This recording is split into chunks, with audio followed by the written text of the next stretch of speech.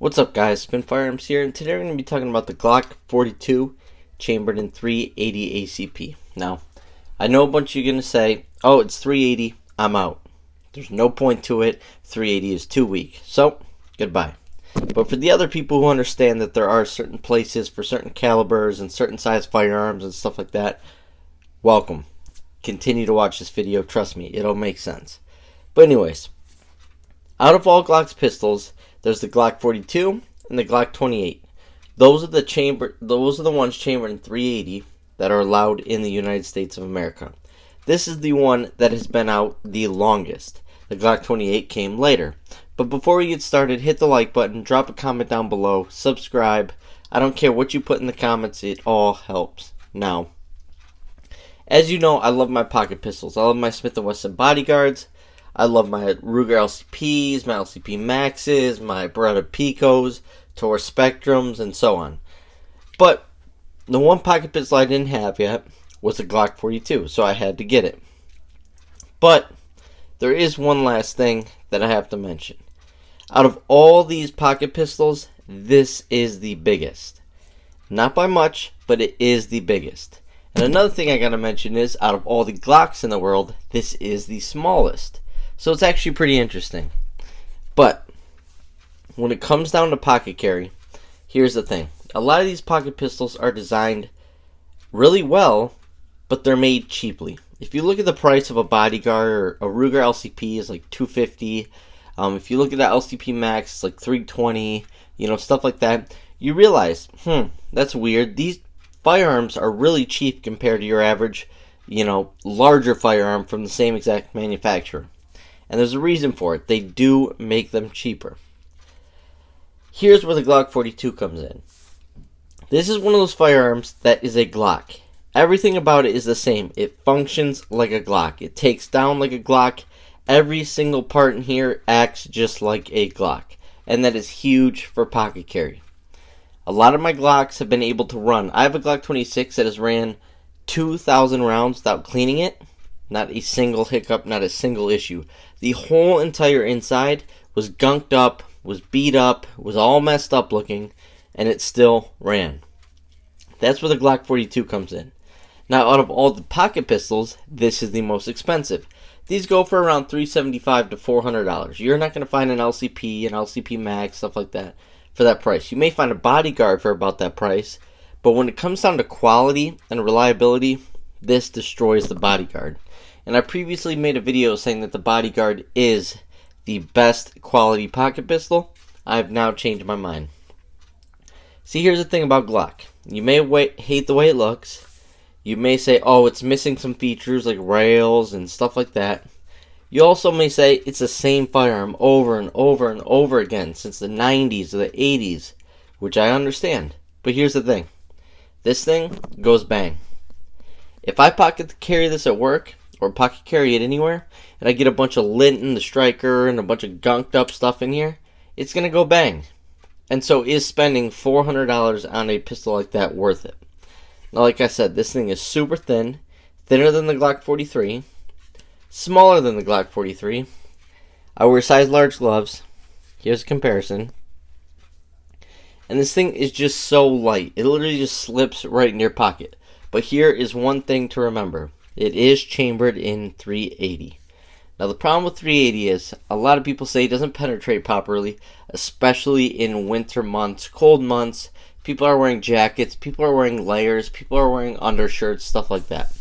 That is why it is crucial, if you are to carry a 380, that you carry the right ammo. For this pistol, individually, I will be carrying Extreme Defenders from Underwood. They're solid projectile copper rounds, and they are meant to get through stuff like that, but still perform accurately. And I absolutely love them. That's what I run on my P365 380, and majority of my other 380s. But the Glock 42, on top of that, I think is a great firearm for women. The smaller grip tends to fit the hands of a woman much better. And yes, you're always going to have that pinky hanging off, but that does not matter. Especially in 380, you're going to have no recoil. You do not need that pinky. The recoil is very easy to deal with. These are really fast firearms. And on top of that, slimline Glocks, like the Glock 43, 43X, 48, 42, an original 43 have the best triggers. It just is what it is. I don't know why the triggers are better.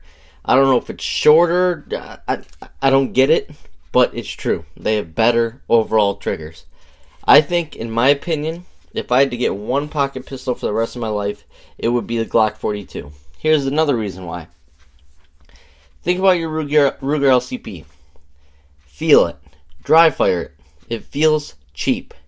Smith & Wesson Bodyguard. Look at the parts. Look at the internals. You're going to be asking yourself, okay, are these plentiful parts if anything were to happen? When it comes to Glock 42, Google one time. Lower parts kit, upper parts kit for the Glock 42. You will find 1,000,000 pages. Super cheap. So once again, Glock aftermarket and Glock OEM parts has everybody else beat. If anything were to ever happen to this, you can get parts just like this, right? And on top of that, you have unlimited sights. I just ordered a Marigold cap sights today to go with this, and it's going to be the perfect everyday carry setup for my pocket.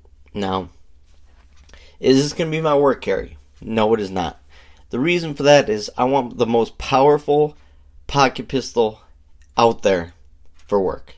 Because here's the thing, I work in very cold conditions in the winter, and I want something that's small enough, but has capacity, using mag guts, and I also want that 357 SIG, so that is why I choose the M&P Shield. But for other people who maybe, pocket carry, stuff like that, don't need something so powerful, this is the way to go. This is by far the best pocket pistol. And I think it gets a lot of hate. I think it gets talked down on, and so on. And the reason why I would say this is even better than the Ruger LCP Max is, like I said, aftermarket support, holster compatibility, and just the parts compatibility. The amount of parts you can get for this is just unlimited. The ease of changing them out is unlimited. The thing about Glocks is, I can strip this whole Glock and put it all back together in 2 minutes. And it's going to be the same from here all the way to the Glock 34, to the Glock 29, to the Glock 23. They're all going to be the exact same when it comes to stripping them, putting them back together, and how they function. And that is one of the greatest things. So if you own one Glock, then you know how to work on all your Glocks. If you know how to change the sights on one Glock, you know how to change the sights on all your Glocks. And this thing is absolutely awesome. Now you're going to say, oh, well, why do you need the grips? Yes, guys, this is a very tiny, thin, small grip. So I did throw some awesome grips on there just to give me a little bit of traction, but this is a great firearm for simple things like riding a bike, going hiking, taking the kids fishing, stuff like that. It's just all the little things. This is what it can do. And when I talk about pocket pistols, people are always like, oh, be a man, carry a full size. Be a man, carry a compact. Guys, here's my rebuttal to that. It's easier to shoot a full size. It's easier to shoot a compact, less recoil. So technically, it would make you more of a man to shoot smaller firearms with less recoil, such as my Smith & Wesson Shield chambered in 357 SIG. Technically, it would make you more of a man if you could control that firearm and shoot it accurately and fast than something like a Glock 17, right? It's just the internet. Don't believe it. Pick what's right for you. Pick what's right to carry. If you are a woman getting into self-defense, maybe you have a couple kids, you want to protect them, you want to protect yourself, you go to the gym, blah, blah, blah. This is your answer. Yes, and you're going to say, oh, only 6+1. Get the right ammo. Get Underwood Extreme Defenders. Get a backup mag. Get a good holster.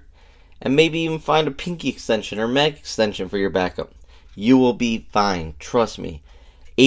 According to the CDC, 82% of times someone defends himself using a firearm, there is not even one round shot. Think about that. Out of the 2 million times where a firearm is pulled in self-defense encounters, only 82% of the time, a round goes off. That's unbelievable. That's 1.6 million times out of there, you didn't even have to fire a shot. So having the firearm is more than half the battle. Like I said, women love shooting this. Women love the size of the grip. But on top of that, for a man, this just sinks in your pocket real nice and snug.